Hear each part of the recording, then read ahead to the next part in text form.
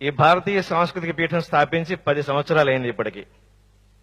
ఈ 10 సంవత్సరాల్లో చాలా మంచి మంచి కార్యక్రమాలు జరుగుతూ ఉన్నాయి. ఇది 10వ సంవత్సరం అయిన సందర్భంలో దశవార్షికోత్సవం అంటాం. దీనికి ఒక ధీటైన కార్యక్రమంగా రూపొందించడానికి ఒక మంచి సలహా, మంచి యోచన నిన్న సాయంత్రం ఉద్భవించింది. నిన్న సాయంత్రం కార్యక్రమం అంతా అయిపోయిన తర్వాత, అంటే రాత్రి 9 గంటల ప్రాంతానికి ఒక సూచన ఉద్భవించింది. ఆ సూచన మేరకు మనకి నాయకుడు ఎంత వేగంగా దాన్ని జరిపించాడంటే ఇవాళ 3 గంటల లోపల దాని యొక్క రూపం కూడా బయటకు వచ్చేసింది. అది మీకు అందరికీ ఏంటంటే సస్పెన్స్ ఏంటంటే ఇప్పుడు బ్రహ్మశ్రీ చాగంటి కోటేశ్వరరావు గారికి బిరుదు ప్రదానం జరగబోతుంది.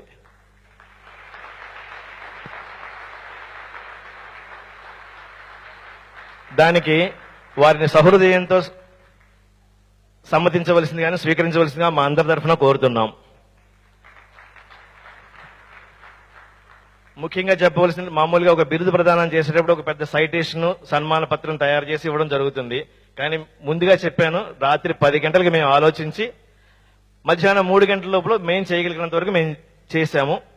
దానికి అన్యదా భావించవద్దు.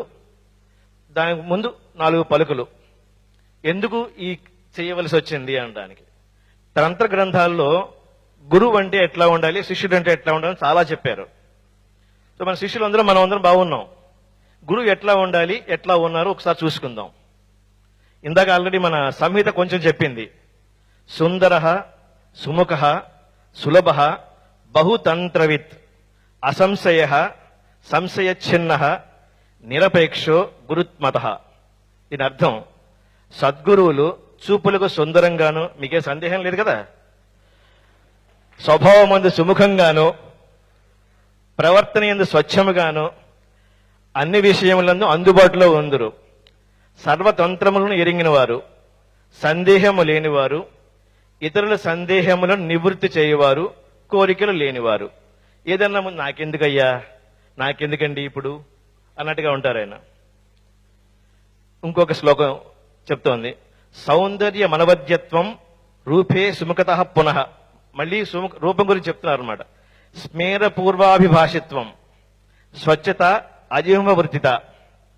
అంటే మళ్ళీ అర్థం, సుందరులు, నిర్మలముగా ఉండువారు, రూపమునందు సుముఖత్వం కలవారు, చిరునవ్వుతో కూడిన సంభాషణ చేయువారు, స్వచ్ఛమైన శీలముతో కూడిన విషయ పరిజ్ఞానం కలవారు, వక్ర స్వభావము లేనివారు, జిహ్వ చాపల్యం లేనివారు.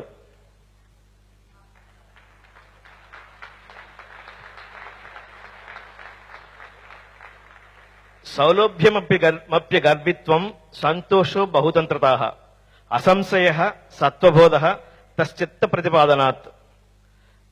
దీనికి అర్థం సులభముగా అందుబాటులో ఉండువారు, గర్వము లేకుండువారు, సదా సంతోషముతో కూడినవారు, అన్ని తంత్ర పద్ధతులు ఎరిగినవారు, తత్వజ్ఞాన సంపన్నులు, తత్వజ్ఞానోపదేశముతే సంశయములు పోగొట్టువారు, తత్పదార్థమైన చిత్తును సులభగ్రాహ్యముగా బోధించువారు అయిన ఈ గురువులు.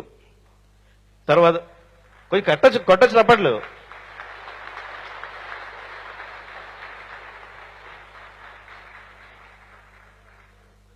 నైరపేక్షం అవిచ్ఛేచ్ఛ గురుత్వం హితవేదితా ఏవం విధో గుర్జేయస్తి. దీనికి అర్థం ఏ విషయమందును ఆపేక్ష లేకుండుట, విత్తమునందు ఆసక్తి లేకుండుట, ఆదర్శవంతమైన సద్గురువుగా గ్రహింపబడు గురుత్వం కలిగి ఉండువారు, అందరి హితమును తెలిసినవారు.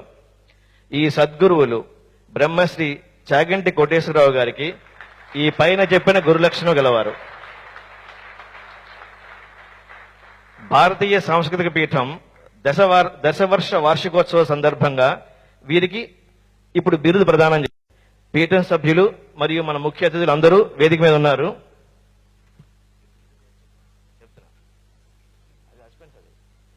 ప్రవచన రత్నాకర, ప్రవచన చక్రవర్తి, వాచస్పతి, శారదా జ్ఞానపుత్ర బ్రహ్మశ్రీ డాక్టర్ చాగంటి కోటేశ్వరరావు గారికి ప్రవచన సార్వభౌమ, ప్రవచన సార్వభౌమ, ప్రవచన సార్వభౌమ అను బిరుదు ప్రదానం చేస్తోంది. దీనిని ఒక రజత పలకం మీద రాయించడం కూడా జరిగింది. దానిని ఇప్పుడు మన వేదిక మీద ఉన్న పెద్దలందరూ వారికి సమర్పిస్తారు. ముందుగా ప్రభాకర్ రెడ్డి గారిని వారిని వస్త్రములతో సత్కరించవలసిగా కోరుతున్నాం. శ్రీకృష్ణ గారిని అదొకసారి అందరికీ చూపించండి.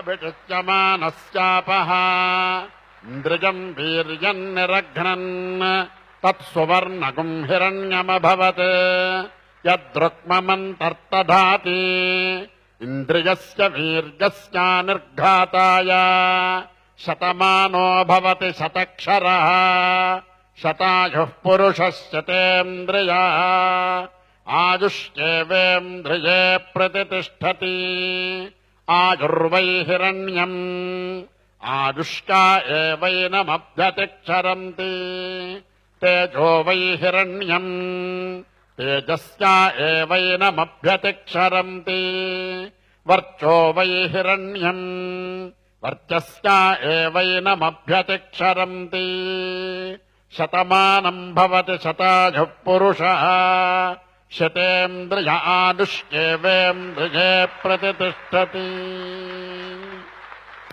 రోచనో రోచమానః శోభనః శోభమానః కళ్యాణః. నాకు ప్రవచన సార్వభౌమ అని బిరుదిచ్చారు. నేను ప్రవచన సార్వభౌమ అన్న బిరుదుకి తగినవాడను కాను. కానీ తల్లి చూడండి, పిల్లవాడు ఎంత నల్లగా ఉండనివ్వండి, ఎంత కురూపం ఉన్నవాడు కానివ్వండి, కళ్ళల్లో పుసులు ఉన్నవాడు కానివ్వండి, ముక్కు కారిపోతున్నవాడు కానివ్వండి, వాడిని ఎత్తుకుని నా బంగారు కొండ, నా ముత్యాల పేరు అంటుంది. అంటే మనకనిపిస్తుంది ఏమిటి వాడు బంగారు కొండ ఏమిటి, ముత్యాల పేరు ఏమిటి, కనీసం బంగారం రంగన్నా లేదు కదా వాడికి, వాడు బంగారు కొండ ఏమిటి, వాడిది స్ఫురద్రూపం ఏమిటి, వాడి సుందరాకారం ఏమిటి, వాడికి జిహ్వచాపల్యం లేకపోవడం ఏమిటి, వాడికి తత్వ విచారం తెలిసి ఉండడం ఏమిటి, వాడు ఉపదేశాలు చేయడం ఏమిటి.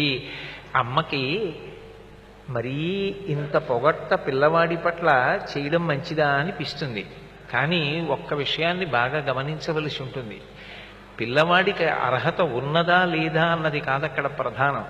అమ్మ ప్రేమ అటువంటిది. అందుచేత అమ్మ పిల్లవాడిని అలా పొగుడుతుంది. అది అమ్మ గొప్పతనం, అమ్మ ప్రేమ. అంతేకాని పిల్లవాడు దానికి యోగ్యుడా కాడా అన్న విషయాన్ని అసలు ఎవరూ పరిశీలనం చేయరు. అది అమ్మ ప్రేమ అని సరిపెట్టుకుంటారంతే. నన్ను భారతీయ సాంస్కృతిక పీఠం చెన్నై వారు ప్రవచన సార్వభౌమ అని పిలవడం అమ్మ పిల్లవాడిని బంగారు కొండ అని పిలవడం లాంటిది. అంతక తప్ప అంతకన్నా అందులో పెద్ద విచారణ చెయ్యవలసిన అవసరం లేదు. నేను ముందే చెప్పానుగా, నేను శిశువుని. కానీ వాళ్ళ ప్రేమ, ఆ ప్రేమని అంగీకరించను అన్న మాట ఏ శిశువు అనడు. అమ్మ ప్రేమ అమ్మ ప్రేమే. ఆ సంస్థ పట్ల నాకున్నటువంటి గౌరవం, నాకున్నటువంటి ప్రేమ అటువంటివి. అందుకే అమ్మ ప్రేమని ఎలా తిరస్కరించడం సాధ్యం కాదో, కొన్ని సంస్థల పట్ల ఉన్న గౌరవం చేత కొన్ని బిరుదులను తిరస్కరించడం సాధ్యం కాదు. యోగ్యత కలిగి కాదు, వారి మాట మీద ఉన్న మర్యాద చేత. అందుచేత దానిని స్వీకరించాను తప్ప నిజంగా నేను ప్రవచన సార్వభౌముణ్ణి అనుకునేరు దాన్ని వెంటనే మరిచిపోవలసిందిగా ప్రార్థన చేస్తున్నాను.